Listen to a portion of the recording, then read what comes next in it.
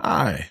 Do you ever feel that when you give feedback or communication to your team that they're not hearing what you're saying? Are they hearing some version of what you're saying, but you're not getting the response or the actions or whatever emotion you're trying to get from that response? Well, let me tell you that it might not be their fault. It might be the words that you are using to communicate. Because I think, as George Bernard Shaw said, the greatest illusion in communication is that it actually happened. What that means is if they haven't heard, then how can they understand?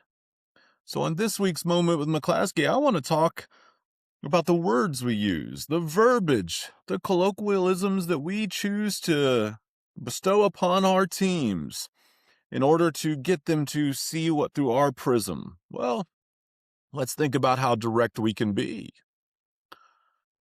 Here's a good example is if somebody is acting inappropriate, they have an attitude, they're negative, and it's the last straw.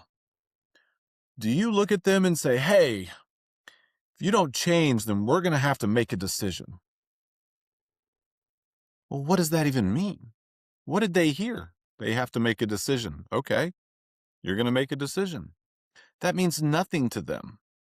You need to be direct. You need to choose your words carefully and correctly so that when they hear it, they know exactly what the consequence or what you're trying to get across. Wouldn't it be better if you looked at that person and said, if your attitude doesn't change effective immediately, then we are going to terminate your employment? It's direct. It's exact. They know precisely what is about to happen. But how often are we that precise? How often are we that exact? We spend the majority of our time communicating to people, and we really don't say anything. You need to choose your words so that the other person hears it and knows exactly what is happening. And then at the end of it, why don't you ask them to tell you what they heard? This is where we get past that illusion from Shaw, and we find out exactly what they heard. Have them tell you in their own words, and if it matches what you were trying to communicate, then there is no illusion, and you have actually communicated what you're trying to say.